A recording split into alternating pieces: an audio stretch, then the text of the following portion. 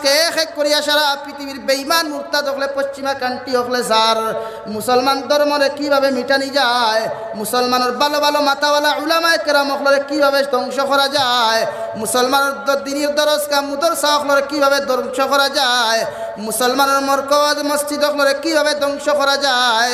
সারা পৃথিবীর কান্ট্রির বেঈমান মুনাফিক হলে এক ক্ষেত্রে ইয়া ষড়যন্ত্র খতরা ঠিক কিনা। তাই মুসলমান এখন আর ঘুমাইবার সময় নাই। হে মুসলমান, ফজর আজান, আর তুমি যদি মুসলমান হও তাহলে ফজর আজান শুনিয়া ঘুমাইতা এখানে। তুমি যদি মুমিন পুরুষ হও তাহলে এশার আজান শুনিয়া তুমি বাজারত থাকার কথা নাই। এশার আজান শুনিয়া যত বড় ব্যবসায়ী হও তুমি ব্যবসা বন্ধ করিয়া মসজিদে যাওয়ার কথা। কারণ আমার নবী দু জাহানের বাদশা নবী মুহাম্মদুর রাসূলুল্লাহ সাল্লাল্লাহু আলাইহি ওয়াসাল্লাম নবুয়তি পাওয়ার পরে 13 বছর পর্যন্ত মক্কা নগরী চুপি চুপি দিনের দাওয়াত দিলা। নিজের বাইর আড়ালে বাইয়ে নামাজ পড়লো, মায়ের আড়ালে ছেলে নামাজ পড়লো, বাবার আড়ালে ছেলে নামাজ পড়লো, লুকাইয়া লুকাইয়া ছেলের আড়ালে বাবায় নামাজ পড়তো। এত নির্যাতন এত কষ্ট দেওয়ার পরেও সাহাবায়ে কেরাম হলে কোনোদিন নামাজ ছাড়ে নাই। সাহাবায়ে কেরাম হলে না খাইলা না ঘুমাইলা। জনাব নবী করিম সাল্লাল্লাহু আলাইহি ওয়াসাল্লাম ফরমায়নে জঙ্গে খন্দকের সময় যখন আমার সাহাবায়ে কেরাম হলর পেটো নাই বাত, ফিটিত নাই কাপড়, সাহাবায়ে কেরাম হলর ফিটর বুকর যন্ত্রণায় আমি নবীজির কাছে গিয়া কইলা, ইয়া রাসূলুল্লাহ, ওগো আল্লাহর নবী, আজকে 3 দিন হলো আমাদের ফেটে নাই বাত, ফিটিত নাই কাপড়, দয়া করি আপনারে কইয়ার খাওয়ার সামান্যতম ইন্তজাম আমাদেরকে করো। আবার নবীজি দইও সাইটের কাপড় তুলিয়া জুব্বা তুলিয়া পেটর দইটা সাইড দেখাইয়া কইলা, ও সাহাবায়ে কেরাম হল, আমি নবীজি আজকে 7 দিন থেকে এখন পর্যন্ত এক লুকমা মুখও দেই নাই।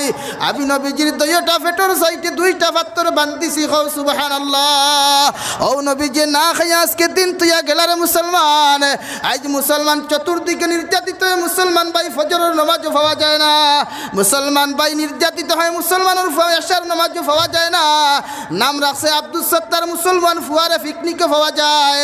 নাম রাখছে আব্দুল সত্তার, মুসলমানের ফুয়ারে ইউটিউবও পাওয়া যায় ফিল্ম দেখাত।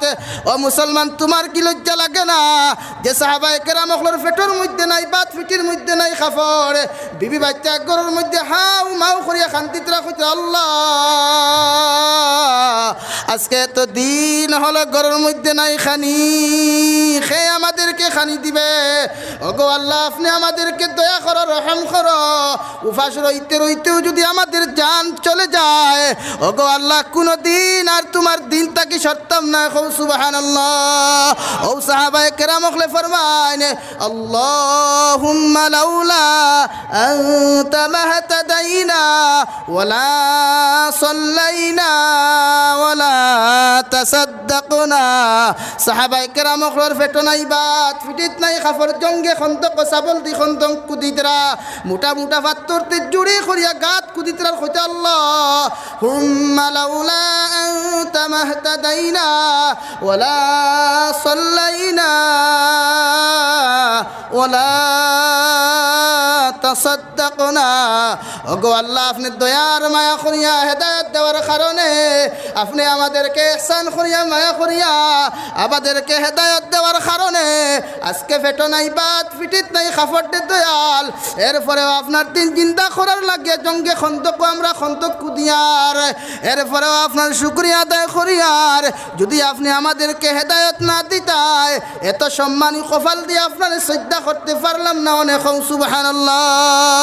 এই ছিল সাহাবায়ে